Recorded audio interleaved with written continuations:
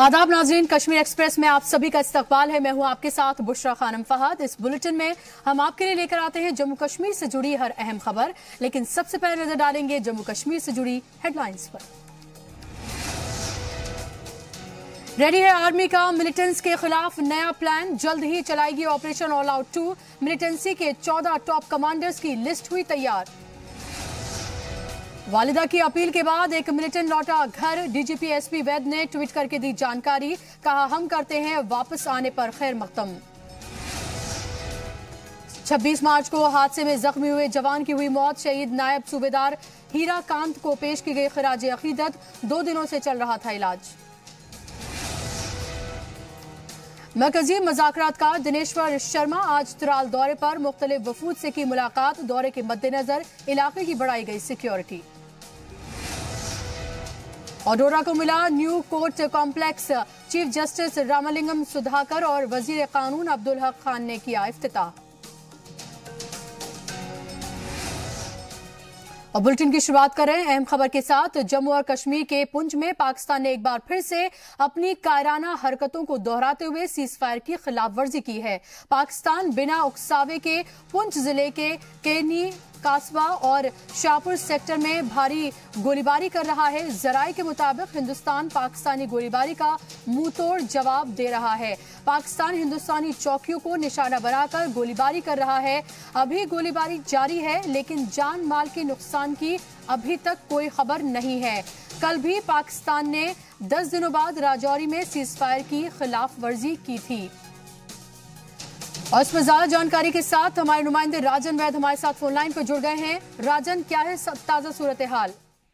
जी, मैं आपको बता दूं कि जिस तरह से पुंछ और राजौरी के जो जिले हैं वहां पे लगातार जो है पाकिस्तान की ओर से जो है लगातार सीज फायर का उल्लंघन किया जाता रहा है। और आज भी पुंछ के कई इलाकों में पाकिस्तान की ओर से फिर से रिहायशी इलाकों को निशाना बनाया गया। मैं आपको बता दूं कि कल भी जो 4 मिलिटेंट जो मारे गए सुंदरबनी इलाके में, जो कि राजौरी जिले का इलाका है, वो भी इसी तरह की जो है इन्फिल्ट्रेशन के बाद यहाँ आने में कामयाब हो पाए थे। ये कवरिंग फायर होता है एक तरह का, जो मिलिटेंट्स को इस पार करवाने के लिए किया जाता है। और ये यकीनन इस दफा भी ये कोशिश है, क्योंकि जिस तरह से पहले उनकी कोशिशें नाकाम की है हमारी सिक्योरिटी फोर्सेस ने, कल हमारे सिक्योरिटी फोर्सेस का कोई नुकसान नहीं हुआ और 4 मिलिटेंट मारे गए। इससे पाकिस्तान बौखला गया है, क्योंकि सभी जो मिलिटेंट थे वो पाकिस्तानी थे। और इससे अब वो कोशिश उसकी यही है कि ज्यादा से ज्यादा जो मिलिटेंट हैं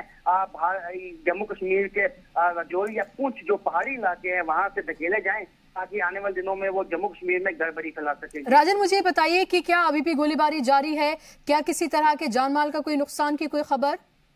जी बिल्कुल, जिस तरह से एकदम से मोर्टार शेलिंग और फायरिंग की जाती है, ऐसे में एक ऐसे में क्या नुकसान हुआ है इसका अभी तक पता नहीं चल पाया है। अभी प्रशासन के लोग भी वहां नहीं पहुंच पाए हैं, लेकिन कहीं ना कहीं जो रिहायशी इलाकों को निशाना जिस तरह से पाकिस्तान पहले भी बनाता आया है, तो ऐसे में उम्मीद ये है कि शायद नुकसान हुआ हो, लेकिन भारतीय सेना की तरफ से भी इसका मुंह तोड़ जो है जवाब दिया गया है, क्योंकि भारतीय सेना के जो हौसले हैं वो बुलंद हैं। जिस तरह से कल जो मिलिटेंट मार गिराए गए हैं, लेकिन इस तरह की इन्फिल्ट्रेशन के मद्देनजर जो पहले से ही हमारी सेना अलर्ट पे है, और किसी भी तरह की जो इन्फिल्ट्रेशन की कोशिश होगी पाकिस्तान को, पहले उसको नाकाम बनाने के लिए अभी जो है सेना अपनी कार्रवाई करेगी और अब तक की भी है। लेकिन जो बौखलाहट पाकिस्तान में एक दिखी है कि किस तरह से मिलिटेंट घुसाए जाएं, क्योंकि पुंछ का जो पीर पंचाल का इलाका है या कृष्णा घाटी का इलाका है, ऐसी रिपोर्ट्स पहले भी आई हैं कि वहां पाकिस्तान के जो ट्रेनिंग कैंप है वो भी चलते हैं। वहां पे लॉन्चिंग पैड्स में कई मिलिटेंट राजन जी, इसके साथ ही राजन, मैं आपसे ये भी जानना चाहती हूँ कि जिस तरह से जल्द ही जो फौज है वो ऑपरेशन ऑल आउट 2 चलाएगी, और ऐसे में जो 14 टॉप कमांडर्स हैं उनकी भी लिस्ट जारी की गई है, ऐसे में तमाम तरह के जिस तरह से कदम उठाए जा रहे हैं फौज की तरफ से, क्या आपको लग रहा है यही वजह है कि पाकिस्तान बौखलाया हुआ है, इन्फिल्ट्रेशन कराना चाहता है, लेकिन चौकसी जिस तरह से फौज की तरफ से बढ़ती जा रही है वो इस तरह से मुमकिन नहीं हो पा रहा है? जी बिल्कुल, बिल्कुल इस तरह का एक तरह से हम कहेंगे कड़ा संज्ञान जो भारतीय सेना ने लिया है, और भारतीय सेना को यहाँ फ्री हैंड जो दिया हुआ है मरकजी हुकूमत की ओर से कि आप स्थिति को देखकर जैसा जवाब देना है पाकिस्तान को वैसा जवाब दिया जाए। और सेना भी जो है जिस तरह से पाकिस्तान जिस भाषा में समझता है उसी भाषा में उनको जवाब दे रही है, चाहे कश्मीर में ऑपरेशन ऑल आउट है और जम्मू में एक तरह से मिलिटेंसी को रिवाइव करने की कोशिश दिखती है। जिस तरह से जम्मू के पुंछ और राजौरी इलाके से दरअंदाजी की कोशिश की गई है, तो इससे साफ जाहिर है कि कश्मीर के बाद जम्मू में भी कोशिश यही है कि किसी तरह मिलिटेंट घुसाए जाएं, क्योंकि लोकल जो इनकी रिक्रूटमेंट है वो जाहिर सी बात है और इसको लगातार जो है इसको लेकर कवायद जो है पाकिस्तान की तरफ से की जा रही है। बहुत शुक्रिया आपका राजन तमाम जानकारी के लिए। शुमाली कश्मीर के हाजिन में सर्च ऑपरेशन के दौरान हिफाजती दस्तों को मुजामत का सामना करना पड़ा। खबरों के मुताबिक मिलिटेंट्स की मौजूदगी के इत्तला पर हिफाजती दस्ते सैयद मोहल्ला गांव पहुंचे और इलाके का मुहासरा कर तलाशी मुहिम शुरू की। इसके खिलाफ नौजवान सड़कों पर उतर आए और पथराव शुरू कर दिया। मुजाहिरीन को मुंतशिर करने के लिए फोर्स ने आंसू गैस का इस्तेमाल भी किया।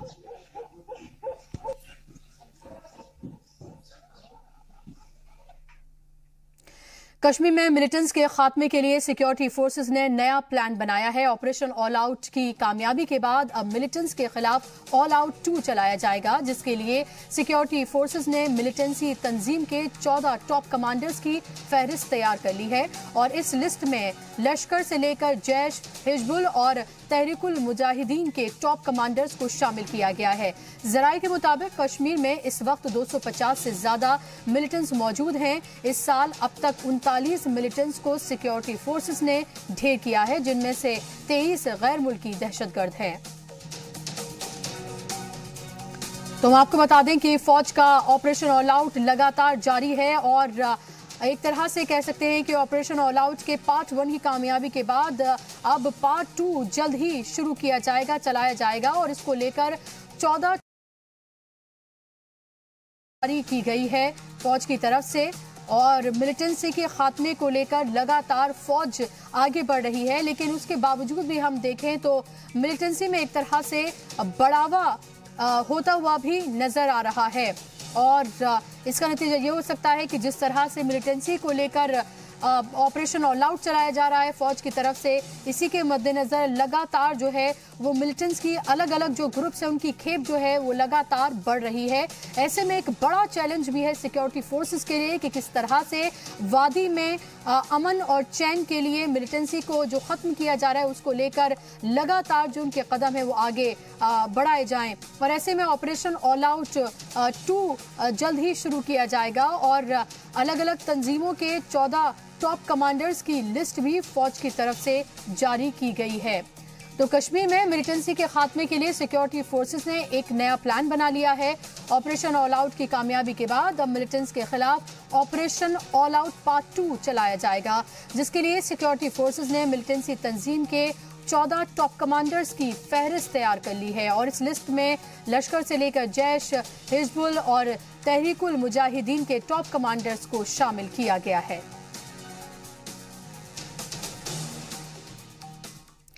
शहीद नायब सूबेदार हीराकांत झा को आर्मी अफसरान और दूसरे एहलकारों ने खिराज अकीदत पेश की। हीराकांत झा पुलवामा में कौमी शाहराह हिफाजती दस्ते में तैनात थे। गुज़िश्ता 26 मार्च को अवंतीपुरा के चाकोट इलाके में एक सड़क हादसे के दौरान हीराकांत शदीद तौर पर जख्मी हो गए थे। गुज़िश्ता 2 दिनों से 92 बेस हॉस्पिटल के ICU में उनका इलाज चल रहा था। डॉक्टर्स की तमाम कोशिशों के बावजूद उन्हें बचाया नहीं जा सका। आखिरी रसूमात के लिए शहीद हीराकांत की लाश उनके आबाई गांव के लिए रवाना हो गई। हीराकांत बिहार के सहरसा जिले के रहने वाले थे। उधर जम्मू कश्मीर पुलिस के चीफ SP वैद ने ट्वीट करके ये जानकारी दी है कि एक नौजवान घर वापस लौट आया है और उसने मिलिटेंसी छोड़ दी है। उन्होंने कहा कि वालिदा की अपील के बाद मिलिटेंसी का रास्ता तर्क करके एक नौजवान घर वापस लौट आया है। हालांकि ट्वीट में उन्होंने नौजवान और उनके अहले खाना की निशानदेही नहीं की है। ये पता नहीं चल पाया है कि DGP का ट्वीट फहद मुश्ताक के मुताल्लिक है या किसी और नौजवान के बारे में है। बहरहाल उन्होंने अपने ट्वीट में फहद की वालिदा के लिए हमदर्दी का इजहार किया और दुआ की है कि अल्लाह उनकी मदद करे।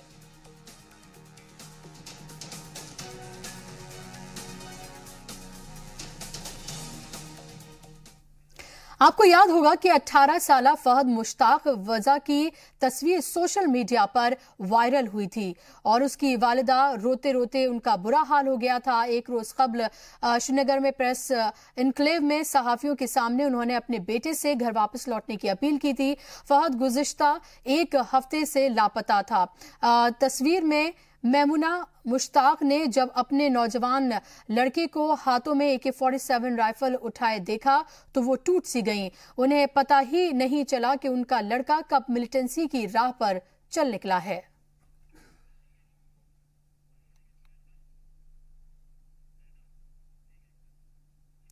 और मिल्टन फैज की वालिदा ने क्या कहा, आइए आपको भी सुनवाते हैं।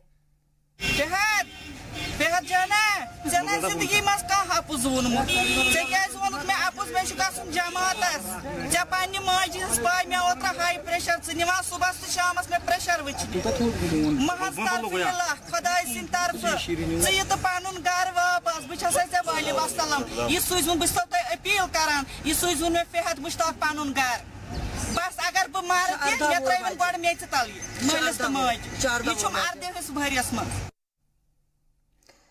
तो आपने एक मां को सुना और पहले उन्होंने रो रो कर अपने बेटे से वापस लौट आने की अपील की थी और किसी भी मां का कलेजा ये देखकर फट सकता है कि जब उसका बेटा हाथ में AK-47 लिए हो और उसका फोटो तमाम जगह पर वायरल हो।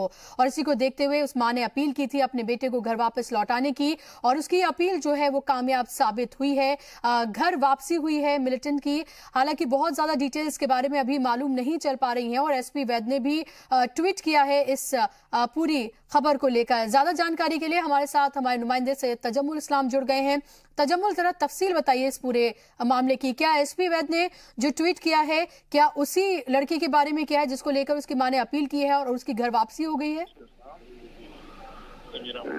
देखिए, शहरी खास के खानियार इलाके में जब ये खबर आई कि इलाके में एक लड़का जो है वो मिलिटेंटों की सफों में शामिल हो गया, उसके बाद काफी ज्यादा चहलकदमी देखने को मिली। उनके घर की तरफ लोगों की बड़ी तादाद जो है वो जाना शुरू हो गई। लेकिन आज कुछ लम्हात गुजारने के बाद जब सोशल मीडिया के बाद टेलीविजन चैनलों के साथ साथ जरा इब्लाग में ये खबर आई तो आज रियासती पुलिस के चीफ डॉक्टर SP वैद ने ट्वीट करके बताया कि उसकी घर वापसी हो गई है। ताहम अभी तक इसकी कंफर्मेशन नहीं हो पाई क्योंकि शहर खास के खानियार इलाके में माहौल जो है कदर मुख्तलिफ है और लोग जहां एक तरफ उनके घर आना जाना शुरू किए थे वहीं इस खबर के बाद कि उसने अपनी घर वापसी की, अभी तक इसमें फैमिली जराए ने इसकी कंफर्मेशन नहीं की।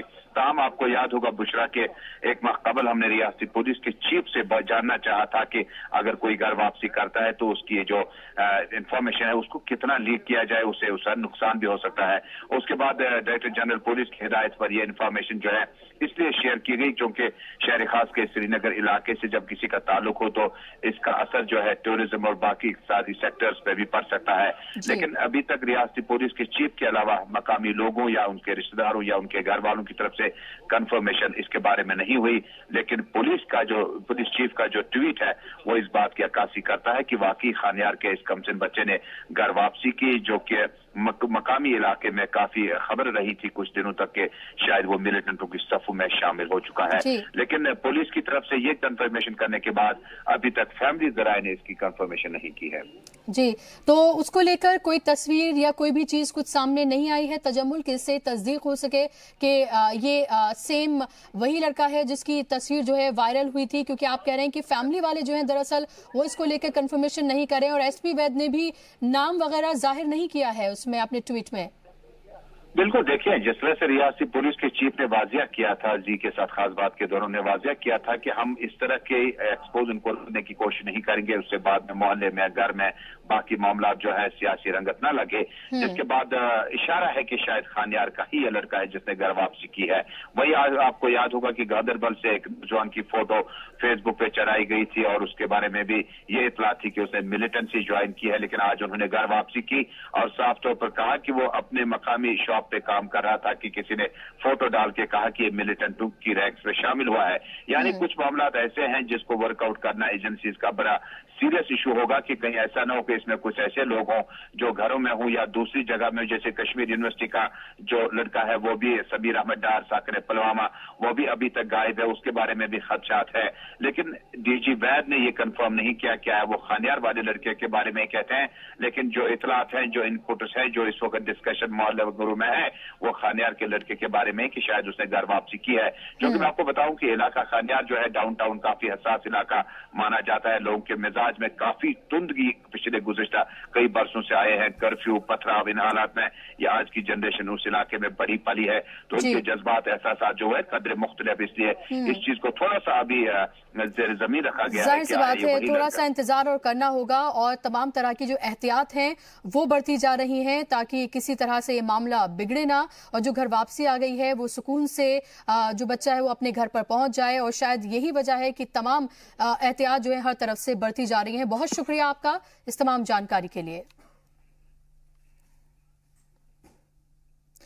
हिंद और पाक मुस्तकिल सिंध तास कमीशन की आज नई दिल्ली में मीटिंग हुई। कमीशन की तश्कील के बाद ये उसकी 114वीं मीटिंग है। हिंदुस्तानी कमीशन के चेयरमैन पीके सक्सेना, तकनीकी अराकीन और वजारत खारजा के नुमाइंदे हिंदुस्तानी वफद की नुमाइंदगी की, जबकि पाकिस्तान की क़यादत सैयद मोहम्मद मेहर अली शाह कर रहे हैं। ज़राए के मुताबिक मीटिंग में जम्मू कश्मीर में बनाए जा रहे पावर प्रोजेक्ट्स पर पाकिस्तान के एतराज़ात पर बातचीत हुई। पाकिस्तान का कहना है कि दरियाए सिंध पर बन रहे रिटेल प्रोजेक्ट और पकल डोल और लोर कलनाई प्रोजेक्ट सिंध तास कमीशन की खिलाफ वर्जी है। हिंदुस्तान का मौक़िफ़ वाज़ेह है, उसका कहना है कि डिजाइन में कोई खराबी नहीं है। ज़राए के मुताबिक मीटिंग में गंगा प्रोजेक्ट का मामला नहीं उठाया जाएगा। कमीशन की 2 रोज़ा मीटिंग जुमे को इख्तिताम पजीर होगी।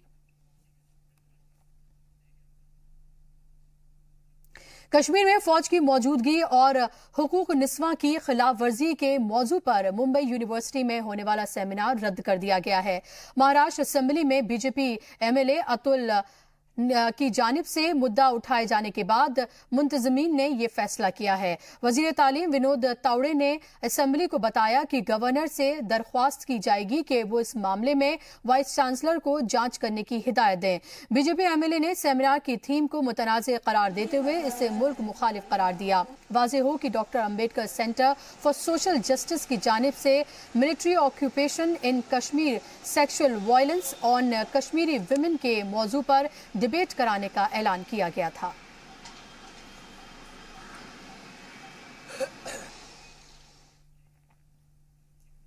मरकजी हुकूमत की जानिब से मुकर्रर करदा चीफ मुज़ाकरातकार दिनेश्वर शर्मा ने आज सुराल का दौरा किया और मुख्तलिफ वफूद से मुलाकात की। मुलाकात करने वालों में वुकला क्रिकेटर्स, अवंतीपुरा गुरुद्वारा प्रबंधक कमेटी और तराल सिख कम्युनिटी के अरकान ने मुलाकात की। दौरे से कबल इलाके में हिफाजती इंतजामात काफी सख्त थे।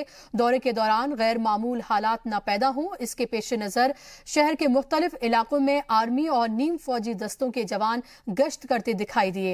चॉपर के जरिए भी हालात पर नजर रखी जा रही थी।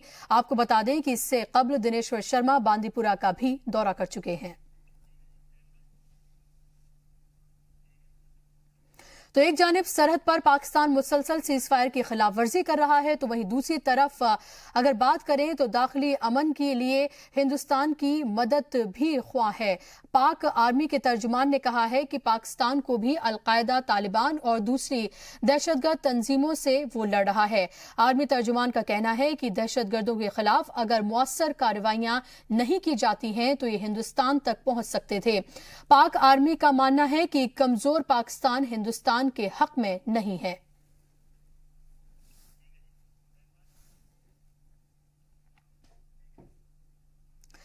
जम्मू में पीडीपी ने पार्टी कारकुनान के साथ एक रोजा इजलास का एहतमाम किया। इस मौके पर पीडीपी के वाइस प्रेसिडेंट सरताज मदनी ने इत्तेहाद के एजेंडे का वाज़ेह तौर पर जिक्र करते हुए कहा कि भारत सरकार पाकिस्तान के साथ बातचीत शुरू करेगी। उन्होंने कहा कि मरकजी सरकार को अपना वादा पूरा करना चाहिए जो इत्तेहाद के एजेंडे में शामिल है। साथ ही उन्होंने दिनेश्वर शर्मा की विजिट के मुस्तकबिल में अच्छे नताइज आने की बात कही।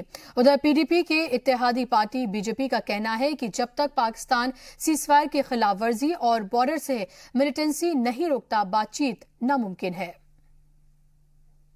देखिए, इसमें दो चीजें हैं। पहला ये कि हमारी पार्टी जब बनी, जब मुफ्ती साहब ने पार्टी की बुनियाद डाली तो किस बुनियाद पर डाली, हमारा बेसिक डिक्लेरेशन क्या था, बेसिक अलायंस क्या था।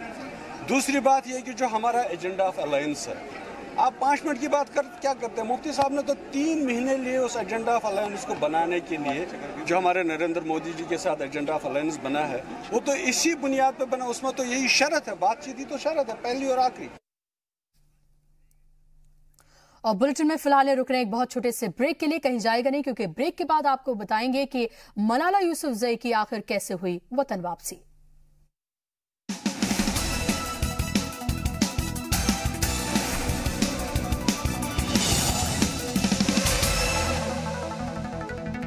ब्रेक के बाद एक बार फिर से आप सभी का इस्तकबाल है। आप देख रहे हैं कश्मीर एक्सप्रेस। मलाला यूसुफजई अपने वतन वापस लौट आई हैं। तालिबान ने उनके सर पर गोली मारी थी और उसके बाद से मलाला पहली बार पाकिस्तान पहुंची हैं।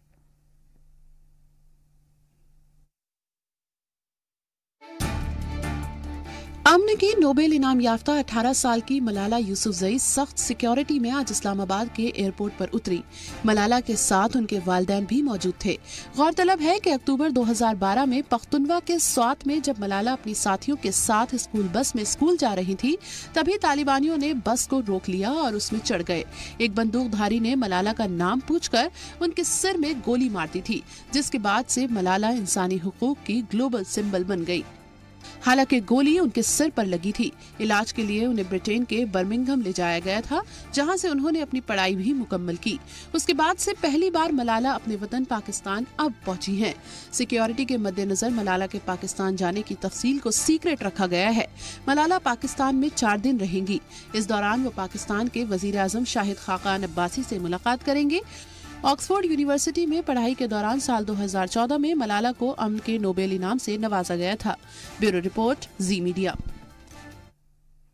एमएनए लालचंद माल्ही ने पाकिस्तानी असेंबली में अपनी तकरीर के दौरान कहा कि पाकिस्तानी स्कूलों में तलबा के जहन में हिंदुओं के खिलाफ नफरत सिखाई जा रही है और इसे मीडिया के जरिए तूल दिया जा रहा है। जिहादी और टीवी शोज पाकिस्तानी हिंदुओं के जज्बात को मजरू कर रहे हैं। लालचंद का इल्जाम है कि पाकिस्तान में हिंदुओं के खिलाफ नारेबाजी को एक आम बात समझा जाता है।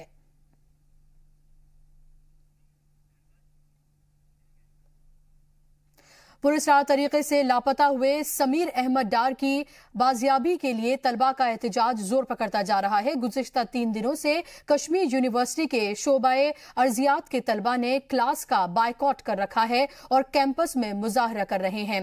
तलबा ने वाइस चांसलर से मुलाकात कर समीर की वापसी में सरगर्मी दिखाने का मुतालबा किया। समीर की गुमशुदगी से यूनिवर्सिटी इंतजामिया भी फिक्रमंद है। गवर्नर और वजीर आला के नोटिस में भी ये मामला है। इसके अलावा डीजीपी को भी इस हवाले से खत लिखा गया है। वीसी ने तलबा को बताया है कि समीर की बाजियाबी के लिए एक कमेटी तश्कील की गई है जो मकामी पुलिस इंतजामिया के साथ राब्ते में है। आपको बता दें कि शोबाए अर्जियात का तालिब इल्म समीर अहमद डार पुलवामा का रहने वाला है और गुज़िश्ता 19 मार्च से गायब है।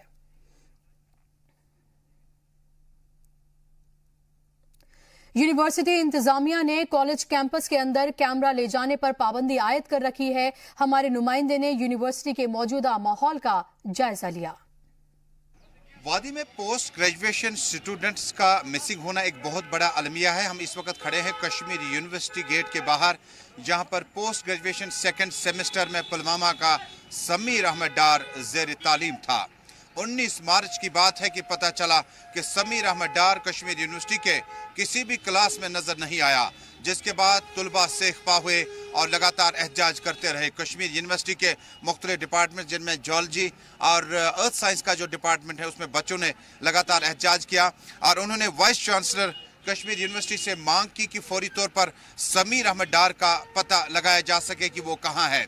दरअसल आज भी पेरेंट्स और स्टूडेंट्स इस तशवीश में है कि समीर अहमद डार आखिर कहां चला गया और रियासती पुलिस के चीफ सुराग रसां इदारे अभी इस बात से खबरदार नहीं है आया समीर अहमद डार जो है वो किसी फोरम में जा चुका है या नहीं। ताहम आज भी तुलबा ने एहतजाज किया और जियोलॉजी डिपार्टमेंट के बाहर ये एहतजाज किया कि समीर अहमद के बारे में पता लगाया जा सके कि वो कहां चला गया। दरियासना कश्मीर यूनिवर्सिटी के वाइस चांसलर ने आज भी मीटिंग तलब की और तुलबा को यकीन दिलाया कि समीर अहमद की बाजियाबी के लिए वो पूरे इकदाम उठा रहे हैं। आखिरी इतलात मिलने तक कश्मीर यूनिवर्सिटी में मीटिंग का सिलसिला जारी रहा और वाइस चांसलर ने यकीन दहानी कराई। साथ ही उनके पब्लिकेशन ऑफिसर ने बच्चों से ज़ेर तालीम तलबा से जो भी पोस्ट ग्रेजुएशन में स्टूडेंट ज़ेर तालीम हैं उनसे ताउन तलब किया कि क्लासरूम्स का बाइकआउट न किया जाए, बल्कि जितना हो सके वो कोशिश कर रहे हैं कि समीर अहमद डार को किसी न किसी तरह बाजियाब कराया जा सके। वादी में ऐसा पहली बार नहीं हुआ, बल्कि कश्मीर यूनिवर्सिटी के साथ साथ पढ़े लिखे कई नौजवानों ने अपनी पढ़ाई छोड़कर बंदूक उठाया, जिनके मुताबिक जम्मू कश्मीर के मसले को हल करना है। तो आखिरी हद तक भी ये बच्चे चले गए और बहुत सारे बच्चे वापस भी आए। अब देखना होगा कश्मीर यूनिवर्सिटी के वाइस चांसलर खुर्शीद इकबाल अंद्राबी की अपील बच्चों पर कि वो क्लास का बाइकाट न करें, बल्कि वो पूरा ताउन तलब करें ताकि समीर अहमद डार को बाजियाब किया जा सके। फारूक वानी के साथ सईद तजम्मुल, जी मीडिया। ओल्ड बारामूला शहर में आतिशज़दगी के सबब 3 घर पूरी तरह से जलकर खाक हो गए। आतिशज़दगी का ये हादसा ख्वाजा साहिब मोहल्ले में पेश आया है। इसकी शुरुआत काकरू मंजिल से हुई। आग की लपटें इतनी तेज थीं कि दूसरे मकानात भी इसकी जद में आ गए। काकरू मंजिल इलाके की कदीम इमारत थी, जिसमें दूसरी रियासतों से आए मजदूर रहा करते थे। फायर ब्रिगेड के अमले ने काफी मेहनत के बाद आग पर काबू पाया। आग लगने की वजूहात का इल्म नहीं पाया है। आपको बता दें कि काकरू मंजिल के करीब ही आस्ताना आलिया भी है, लेकिन दरगाह पूरी तरह से महफूज है।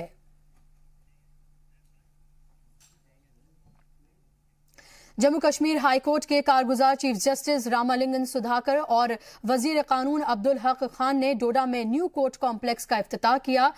13 कनाल के दायरे में फैले कोर्ट कॉम्प्लेक्स की तामीर में 17 करोड़ रुपए खर्च हुए हैं। इसमें 6 court room, retiring staff room और कॉन्फ्रेंस हॉल और लाइब्रेरी की सहूलियात मौजूद हैं। इफ्तिताही तकरीब में हाई कोर्ट के जज जस्टिस जनक राज कोतवाल, जिला जज, प्रिंसिपल सेक्रेटरी, बार एसोसिएशन के मेंबरान और जिले के दीगर आला अफसरान भी शामिल हुए।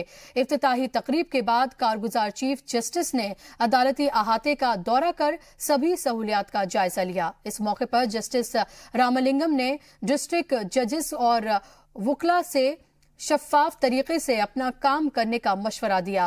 वहीं वजीर कानून और इंसाफ ने महकमे को हर तरह के ताउन का यकीन दिलाया।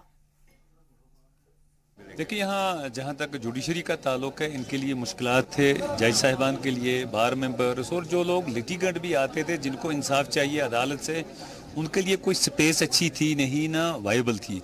तो आज जो हमने इस बिल्डिंग का जो 17 करोड़ के आसपास बनी है इनाग्रेशन किया, हमारे साथ chief justice of Jammu and Kashmir थे, बाकी जस्टिस मागरे साहब थे, जस्टिस कोतवाल साहब थे। हमने इस बिल्डिंग की आज इनाग्रेशन की और लोगों को एक बहुत अच्छी फैसिलिटी मिल गई है जिससे लोगों को इंसाफ मिलेगा। और हमारी सरकार जो है ये कमिटेड है कि लोगों को हर लेवल पे इंसाफ मुहैया करे। कश्मीरी पंडित कम्युनिटी से ताल्लुक रखने वाले मशहूर आर्टिस्ट के रैना ने कश्मीर में चल रहे खून खराबे को रोकने के लिए दोनों मुल्कों के लिए बातचीत किए जाने पर जोर दिया है। उन्होंने जी मीडिया के प्रिंसिपल कॉरेस्पॉन्डेंट राजन वैद से कई मुद्दों पर खास बात की। आप भी सुनिए। हमारे साथ एक्टर हैं के रैना। सर, आप ये बताएं, जिस तरह से ये जम्मू में ओलंपिक्स फेस्टिवल करवाया गया है, थिएटर फेस्टिवल, थिएटर को रिवाइव करने की कोशिश की गई है, इसको कितना आप अप्रिशिएट करते हैं इसको? देखो, ये तो बिल्कुल अप्रिशिएट होना चाहिए, क्योंकि एक पहल है, एक शुरुआत है, जहाँ पे यहाँ के लोगों को, यहाँ के ऑडियंस को, यहाँ की जनता को ये इशारा किया जा रहा है कि थिएटर एक ऐसा मीडियम है जो कि देखना चाहिए, और थिएटर को मतलब देख के आपको जो सेटिस्फेक्शन मिलेगा वो शायद और किसी मीडियम में नहीं मिलेगा। और मुझे लगता है कि नेशनल स्कूल ऑफ ड्रामा ने ये बहुत ही अच्छा कदम उठाया है, क्योंकि उनका फ़र्ज़ है, वो इंस्टीट्यूशन है ऐसा जहाँ पे नाटक की शुरुआत होती है, जहाँ से बच्चे पढ़ के आते हैं। तो मैं सोचता हूँ कि ये बहुत ही अहम कदम है। और मेरा यहाँ पे एक सवाल ये भी होगा, कश्मीर में आपको पता है कि वहाँ जो सिनेमा हॉल्स हैं वो आज की तारीख में नहीं हैं ज़्यादा, और जो लोग हैं अगर उनको सिनेमा देखना है वो जम्मू आते हैं या बाहर जाते हैं। आपको लगता है कि कहीं ना कहीं थिएटर को, सिनेमा को एक सोची समझी साजिश के तहत वहाँ पर ख़त्म किया गया कश्मीर में? देखिए, ये ऑब्वियस सा सवाल है कि मतलब ये तो मालूम है, ऑब्वियस सा सवाल है, ख़त्म तो किया ही है कि मतलब ज़रूर उनका कोई मकसद होगा इस सब चीज़ में। लेकिन मैं समझता हूँ कि गुड सेंस विल प्रिवेल, लोगों को अकल आएगी, खुद अकल आएगी। देखिए, कोई भी किसी भी सोसाइटी में अगर चेंज आना है, वो सोसाइटी के लोगों को चेंज लाना है। कोई बाहर से आपके लिए चेंज लाएगा ये आप भूल जाइए। हम खुद को समझना है, कश्मीर में रहने वालों को खुद समझना चाहिए कि भाई ये थिएटर है, वो मतलब सिर्फ नाटक की बात नहीं कर रहा हूँ, फाइन आर्ट्स जितने भी है, पेंटिंग है, म्यूज़िक है, ये एक ऐसी चीज़ें हैं जो कि आप उनसे जुड़ जाएंगे ना, तो आप एक नया जीवन अपने आप को जीवित महसूस करेंगे। राणा साहब, मेरा ये आखिरी सवाल आपसे ये होगा कि जो आर्टिस्ट होते हैं वही जो दिलों की दूरियां हैं उसको भी दूर करते हैं, और एक दूसरे को जो है आज आपस में मेल जोल को बढ़ाने के लिए आर्टिस्ट का एक आम जो मेन है जो सहयोग रहा है। ऐसे में आप देखते हैं कि क्या जम्मू कश्मीर जो है उसको सही ढंग से, जिस तरह से पहले 90 के दशक के पहले था, वो स्थिति बहाल करने के लिए भारत और पाकिस्तान को बातचीत करनी होगी? पॉलिटिकल क्वेश्चन आपने किया, और जो पॉलिटिक्स में दूर रहना चाहता हूँ, लेकिन चूंकि आपने सवाल किया है, कश्मीरी पंडित, तो मैं इसलिए आपने सवाल किया, कश्मीरी पंडित हूँ मैं समझता हूँ ये बात। चूंकि आपने सवाल किया, मैं इसका जवाब ये दे दूंगा। देखिए, मैं समझता हूँ कि जो समस्याएं अगर आपको सुलझानी है, ये छोटी सी बात है, घर में भी मतलब बाप और बेटे के बीच में डिफरेंसेस होते हैं, वो दोनों साथ बैठते हैं, बात करते हैं तो डिफरेंसेस सॉल्व हो जाते हैं। सास और बहू में डिफरेंसेस होती हैं, वो सास और बहू आपस में बैठेंगे, बात करेंगे तो डिफरेंसेस सॉल्व हो जाते हैं। मुझे लगता है कि बात करना बहुत ज़रूरी है, लेकिन उसके लिए एक एटमॉस्फेयर क्रिएट करना वो दोनों देशों का काम है। वो सिर्फ हिंदुस्तान पे आप मतलब बंदूक मत रखिएगा, वो पाकिस्तान को भी सोचना पड़ेगा कि बहुत हो गया, बहुत लड़ लिए, बहुत लड़ाइयाँ की, इधर से मरे लोग, उधर से मरे लोग, बहुत तबाही मची, वहाँ भी मची और यहाँ भी मच रही है। अब आके ज़रा भाइयों की तरह, हम तो एक ही थे। सबसे बड़ी बात है कि हम तो एक ही थे। मुझे हैरानी होती है, हम दो कैसे हो गए? हम तो एक ही। हो सकता है कि भैया बाहर के लोगों ने हमको, उस वक्त अकल नहीं थी, हमको मतलब गलत रास्ता बताया, बीच में एक रेखा डाल दी। हम एक ही हैं, हमको एक ही होना चाहिए है। तो मुझे लगता है कि बहुत ज़रूरी है कि हम ये समझें, बातचीत करें और खुशहाल रहें। जम्मू में SRO 202 के खिलाफ तलबा का गुस्सा बढ़ता ही जा रहा है। यूनिवर्सिटी के तलबा ने इसे वापस लेने की मांग करते हुए सब्जी बेचकर सरकार के खिलाफ एहतजाज किया। NSUI के बैनर तले एहतजाज करने वाले तलबा का कहना है कि SRO 202 नौजवानों के खिलाफ है। सरकार से कई बार इसे वापस लेने की मांग की गई। सरकार ने इस पर गौर करने का यकीन तो दिलाया, लेकिन इसे हटाया नहीं। तलबा ने SRO के वापस लिए जाने तक एहतजाज जारी रखने की बात कही है। जिस तरह से 2015 में एक फास्ट ट्रैक रिक्रूटमेंट पॉलिसी लाई गई थी जम्मू कश्मीर गवर्नमेंट द्वारा, लेकिन वो पॉलिसी इंप्लीमेंट नहीं हुई। फास्ट ट्रैक जिसका नाम रखा गया था, उसको सालों साल लग गए रिक्रूटमेंट करने में। जम्मू कश्मीर का जो युवा है, जम्मू कश्मीर गवर्नमेंट से पूरा विश्वास हो चुका है, पूरा तरह से अपना जो है इस गवर्नमेंट से विश्वास हो चुका है। और हम चाहते हैं कि जल्द से जल्द ये गुगली बहरी गवर्नमेंट जो है इस रिक्रूटमेंट पॉलिसी को रिवोक करे, नहीं तो ये जो आंदोलन है दिन ब दिन उग्र होता जाएगा। धन्यवाद। श्रीनगर में ट्रेडर्स फेडरेशन जम्मू कश्मीर ने रियासती सरकार पर कई दरगाहों के हालात खराब किए जाने का इल्जाम लगाया है। एक प्रेस कॉन्फ्रेंस में ट्रेडर्स फेडरेशन के चेयरमैन ने कहा कि जम्मू कश्मीर वक्फ बोर्ड का जिन दरगाहों पर कंट्रोल था, रियासती सरकार ने उन्हें अपने कंट्रोल में ले लिया है। उनमें से कई दरगाहों की ठीक से देखभाल न होने की वजह से उनके हालात ठीक नहीं है।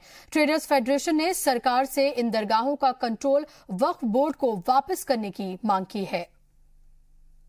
ये एक हकीकत है कि जब भी मैंने सियासत की बात की तो वो जिन जिन लोगों को वो चीज़ें अलाट की गई हैं, चाहे इससे पहले वाले हुकूमत थी या आज की हुकूमत ये इससे पहले थी, उन्होंने उन्हीं लोगों को ये प्रॉपर्टियां दी हैं जो उनके अपने हुआ करते थे। और आज अगर ये इदारा हुकूमत के साये में नहीं रहेगा, उन लोगों के हवाले किया जाएगा जिनका ये असासा है, तो मुझे नहीं लगता है कि ना तो लॉ एंड ऑर्डर का मसला रहेगा, ना कुछ ऐसी चीज़ रहेगी और वक्फ को अपनी सारी चीज़ें वापस मिल जाएंगी।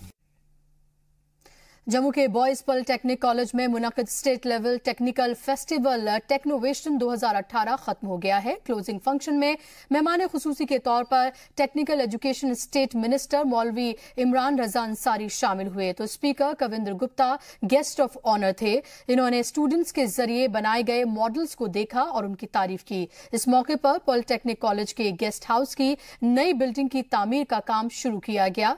इस मौके पर मिनिस्टर मौलवी इमरान रजा अंसारी ने टेक्निकल फेस्टिवल के ऑर्गेनाइजर्स की तारीफ की और उन्हें मुबारकबाद भी दी।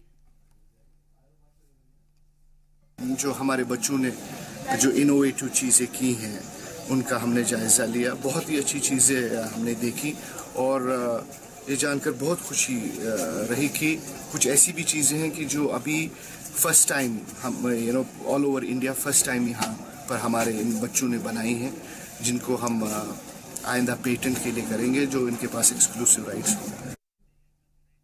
और इसी के साथ बुलेटिन में यहाँ रुक रहे हैं, एक और छोटे से ब्रेक के लिए जल्द हाजिर होते हैं।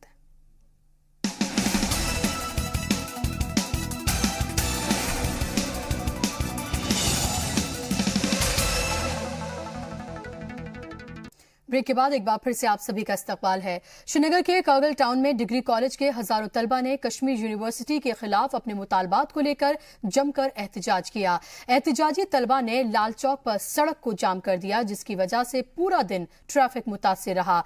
आपको बता दें कि तलबा इम्तिहान को मुकर्रर वक्त में करवाने और सिलेबस में कमी को लेकर एहतजाज कर रहे थे।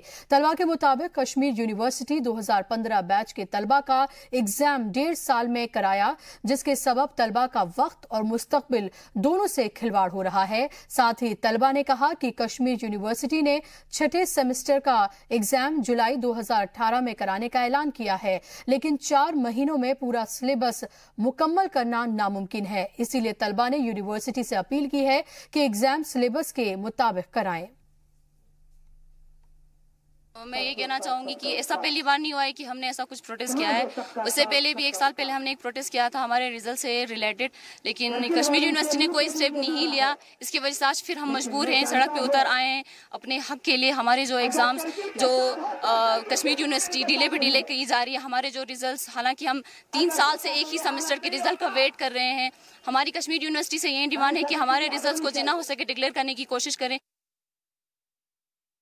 जब भी इनको अपनी रिस्पॉन्सिबिलिटीज का एहसास होने लगता है, जब हम इनको रोड्स पे आके अपनी रिस्पॉन्सिबिलिटीज का एहसास दिलाते हैं, तब इनकी नींद खुलती है। तब वो लोग हमें थोपते हैं कि हाँ जी 2 सेमेस्टर के एग्जाम साथ में कर दो, 2 सेमेस्टर के पेपर साथ में दे दो, एक दिन में 2 पेपर दे दो। ये कहाँ का इंसाफ है? आप लोग 3rd सेमेस्टर के बच्चों का सिलेबस कंप्लीट हो चुका है, उनके एग्जाम्स क्यों नहीं कंडक्ट कर रहे हो?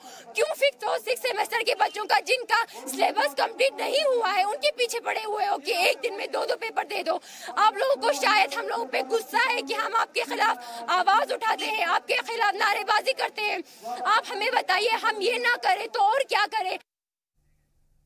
जम्मू के मौलाना आजाद स्टेडियम में इंटरनेशनल सहूलियात मुहैया कराने के लिए तामीरी काम शुरू हो गया है, जिसमें बहुत जल्द नाजरीन IPL मैच का लुत्फ उठाते नजर आएंगे। स्टेडियम को इंटरनेशनल लेवल की सहूलियात मुहैया कराने के लिए नेशनल प्रोजेक्ट कंस्ट्रक्शन कंपनी को जिम्मा सौंपा गया है।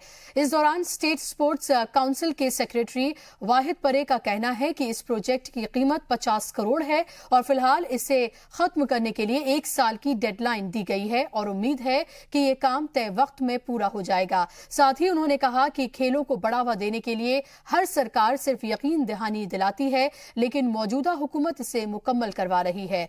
इस स्टेडियम में IPL मैच देखने का इंतजार खिलाड़ियों को भी बड़ी बेसब्री से रहेगा। वहीं जम्मू कश्मीर के खिलाड़ियों को भी नेशनल और इंटरनेशनल खेलों में भागीदारी का मौका भी मिलेगा।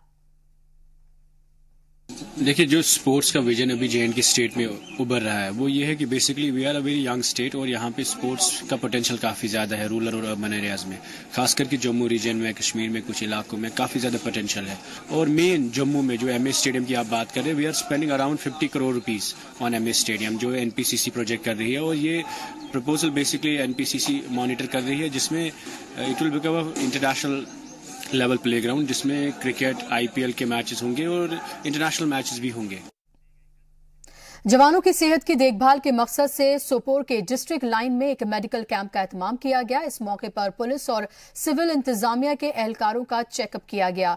माहिरीन की टीम ने तकरीबन 300 लोगों का चेकअप किया। इस कैंप का एहतमाम एसएसपी सोपोर हरमीत सिंह मेहता की सदारत में किया गया और उनके साथ एसडीपीओ सोपोर मशहूर जरगर, डिप्टी एसपी गुलाम मोइनुद्दीन समेत आला अफसरान मौजूद रहे। बांदीपुरा के अष्टंगु पीएचसी पर माहिर टेक्नीशियन न होने के सबब एक्सरे और अल्ट्रासाउंड मशीन का इस्तेमाल नहीं हो पा रहा है। गुज़िश्ता 1 साल से ये मशीनें धूल फांक रही हैं। हालांकि मकामी बाशिंदों की काफी मिन्नत के बाद महकमा सेहत ने ये मशीन फराहम की थी। मशीन तो आ गई लेकिन जिन्हें चलाना था वो अब तक नहीं आए हैं। पीएचसी की लेबोरेटरी का भी यही हाल है। मजबूरन इलाज और जांच के लिए मकामी मरीजों को बांदीपुरा और सोपोर जाना पड़ता है। जिले के डीडीसी खुर्शीद अहमद के इल्म में भी ये बात आ चुकी है। उन्होंने 15 दिनों के अंदर मसला हल करने की यकीन दहानी कराई है। इस हवाले से जो सीएमओ है यहाँ पे डिस्ट्रिक्ट बांदीपुरा में, उनसे रिपोर्ट मांगा था कि आप बताइए क्या क्या प्रॉब्लम है वहाँ पे। इन्होंने ऑलरेडी ये रिक्वेशन दी थी, अपने डायरेक्टर साहब को बोला था कि हमें सोनोलॉजिस्ट की कमी है यहाँ पे और एक्सरे टेक्नीशियन भी इनकी डिस्ट्रिक्ट हॉस्पिटल में है इनको, लेकिन डर था स्टाफ की वजह से अभी तक ये स्टार्ट नहीं कर पाए अष्टंगु में। और जल्दी ही इन्होंने कहा कि अभी 10-15 दिन में हमारा ये स्टाफ भी आ जाएगा और हम आउट ऑफ जो भी यहाँ पे स्टाफ है थोड़ा रिलोकेशन करा के या रेशनलाइजेशन देख के हम वहाँ पे सोनोलॉजिस्ट भी भेजेंगे और एक्सरे टेक्नीशियन भी अवेलेबल कराएंगे। टापापट्टन टाउन के लोग पिछले 2 महीने से इलेक्ट्रिक सप्लाई न होने के चलते परेशान हैं। कसीर तादाद में मकामी लोगों ने इकट्ठा होकर पावर डेवलपमेंट डिपार्टमेंट के खिलाफ जमकर एहतजाज किया और नेशनल हाईवे पर जाम लगा दिया। एहतजाज करने वाले लोगों का कहना है कि उनके यहाँ 100 kV का ट्रांसफार्मर लगा है। बड़ा गांव होने के चलते सप्लाई पूरी नहीं हो पाती। आला अफसरान से 250 kV के ट्रांसफार्मर की मांग कर चुके हैं लेकिन कोई सुनवाई नहीं हुई। पिछले 2 महीने से गांव में बिजली की सप्लाई न होने के चलते मकामी लोगों का गुस्सा फूट गया और वो एहतजाज पर उतर आए। हालांकि बाद में आला अफसरान के बिजली सप्लाई ठीक करने का यकीन दिलाने के बाद एहतजाज खत्म कर दिया गया।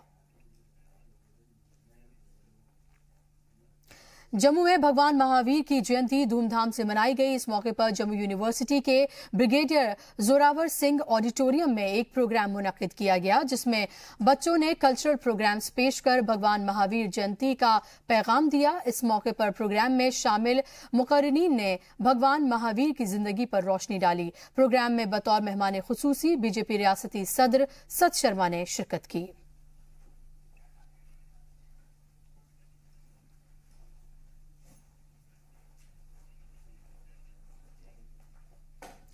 तराल में बनने वाले मिनी सेक्रेटरिएट के लिए जमीन की निशानदेही कर ली गई है और इसकी तामीर हॉर्टिकल्चर महकमे की अराजी पर होगी। एडीसी रियाज अहमद ने बताया कि जल्द ही मिनी सेक्रेटरिएट की तामीर का काम पूरा हो जाएगा।